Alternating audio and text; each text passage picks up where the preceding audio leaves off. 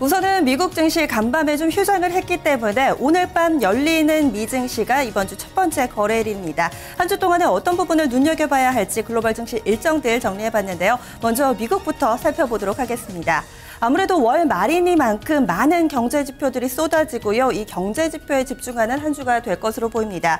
먼저 간밤에는 메모리얼 데이, 우리나라로 치면은 현충일에 해당하는데요. 이로 인해서 휴장이었습니다. 이어서 27일 화요일이죠. 오늘 밤부터 본격적으로 증시가 문을 열게 되는데요. 이내 상당히 많은 지표들이 나옵니다. 특히나 위에 보시면은 3월에 FHFA 연방주택금융청이죠. 이 주택가격지수가 발표되고요. 그리고 S&P 케이스슐러 주택가격지수 발표가 됩니다. 이 주택지표에 상당한 관심이 모아지고 있습니다. 앞서서 제닛 옐런 연준 의장은 주택지표가 살아나지 않고 있다라면서 이 주택 관련된 부분에 집중해야 한다라고 이야기한 바 있는데요. 따라서 이 부분에 상당히 많은 관심 쏠리고 있고요. 하지만 3월에 집계한 내용이니만큼 이 한파와 여러 가지 날씨 영향 끝자락에 놓여질 것으로 전망이 되고 있습니다. 다소 부진한 지표 예상되고 있는 상황이고요.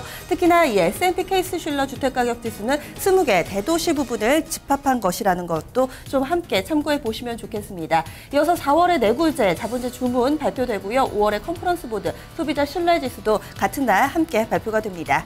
28일 수요일은 다소 잠잠한 하루가 예상이 되고요. 이어서 29일 목요일로 가보겠습니다. 이 목요일에도 여러 가지 지표들 나오는 가운데 가장 관심을 모으고 있는 것은 맨 위에 있는 1분기 GDP 증가율 수정치입니다. 앞서서 예비치 같은 경우는 0.1% 증가였는데 0.6% 감소로 다소 좀 부진할 것으로 예상이 되고 있습니다. 시장 예상치를 충족시킬 수 있을지 여부 관심이 모아지고 있는 포인트고요. 이 1분기 같은 경우는 한파 영향권에 제대로 좀 자리를 잡았기 때문에 아무래도 GDP 같은 경우도 다소 부진할 것이다라는 전망 나타나고 있습니다. 이와 함께 1분기 개인 소비 증가율 그리고 매주 목요일 발표되는 신규 실업수당 청구 건수도 발표될 예정이죠. 지난주 같은 경우는 신규 실업수당 청구 건수가 예상치보다도 좀 더 크게 늘어났습니다. 그 얘기는 이 고용 지표가 다소 부진했다라고 볼 수 있을 텐데요.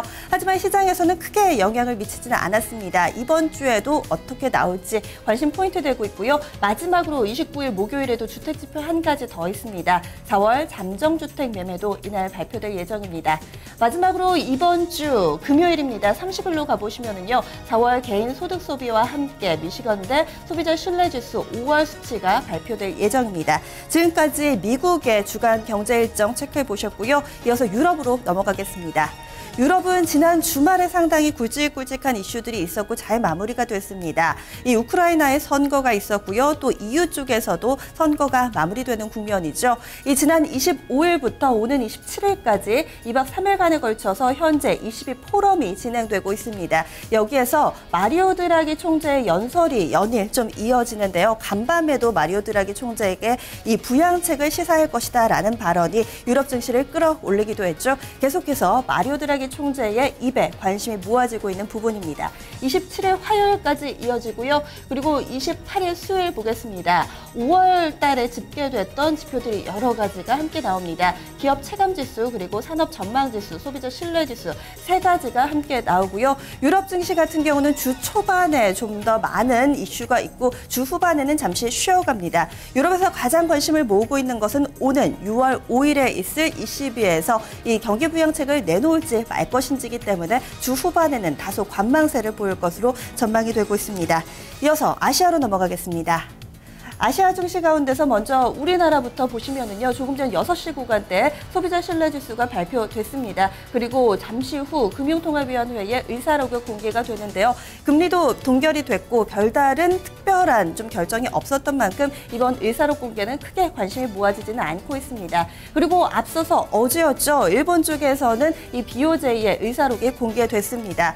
구로다 총리의 이런 발언도 있었는데요. 이 구로다 총리 같은 경우는 이 양적 완화 시사를 하는 발언이 나오지 않았습니다. 기존의 통화 정책을 꾸준히 유지하겠다라는 이야기를 내놓으면서 증시에 미치는 영향력 역시나 제한적이었습니다. 이어서 29일로 가보겠습니다. 29일 국내에서는 4월 경상수지 발표되고요. 일본에서는 4월 소매 판매가 발표될 예정입니다. 마지막으로 30일 금요일 체크해 보시면은 국내에서 4월 산업 생산이 발표되고 일본에서는 산업 생산과 함께 소비자 물가도 발표될 예정입니다. 지금까지 일정들 체크를 해보셨고요. 그리고 간밤에 미국과 영국 같은 경우는 휴장한 가운데 몇몇 유럽 국가들은 증시가 개장을 했죠. 그 내용들 점검해 보도록 하겠습니다. 유럽 증시 상승 탄력이 상당히 좋았습니다. 지금 영국 증시 같은 경우는 휴장이었기 때문에 그 이전 거래 종가 확인하고 계신 거고요. 보시면은 프랑스 닥스 40지수 0.75% 올랐고 독일 닥스 30지수가 1% 넘게 급등을 했습니다. 1.28% 상승을 했고요. 영국의 런던 증시는 이 스프링뱅크 홀리데이로 휴장을 했습니다. 최근에 유럽 증시 같은 경우는 2008년 1월 이후 가장 높은 수준이다라는 이 평가가 나오고 있습니다. 이렇게 유럽 증시를 끌어올린 요인 두 가지로 평가받고 있는데요. 앞서서 말씀드렸던 마리오 드라기 총재가 부양책을 내놓을 것이다라는 관련 발언을 했다는 점 첫 번째로 꼽히고요. 두 번째로는 이탈리아 증시가 3%가량 급등을 했습니다. 이런 영향도 유럽 증시 전반적인 훈풍으로 작용했다라고 외신들은 평가하고 있습니다. 특징 좀 보겠습니다. 이 프랑스 내에 IT 업체인데요. 아토스라는 회사가 있습니다. 이 아토스가요. 경쟁사 인수 추진 소식에 급등했다라는 소식이 좀 전해졌죠. 이 아토스 보겠습니다. 6.22% 급등하면서 64.24유로에 거래를 마쳤습니다. 장 막판까지 쭉 고점을 끌어올리는 양상을 띄었던 하루였고요. 그리고 피인수 기업으로 거론되고 있는 이 불이라는 회사가 좀 더 큰 폭으로 올랐습니다. 주가 확인하겠습니다. 22% 가까이 급등을 했죠. 4.89유로에 거래를 마치는 양상이었습니다. 이어서 아시아 보겠습니다.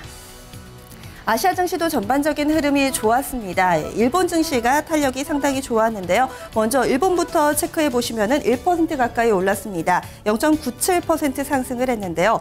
미국 증시가 신고가를 경신을 했죠. 이와 함께 엔화 약세가 증시 상승을 이끌었다라는 평가 받고 있습니다.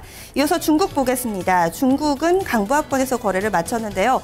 리커창 중국 총리가 적절한 시기에 적절한 강도로 선제적인 미세 조정에 나설 수 있다라고 말한 것이 호재로 작용을 했습니다. 소규모 경기 부양책이 나올 수 있다라는 기대감이 이 투자자들의 투심을 끌어올리는 하루였습니다.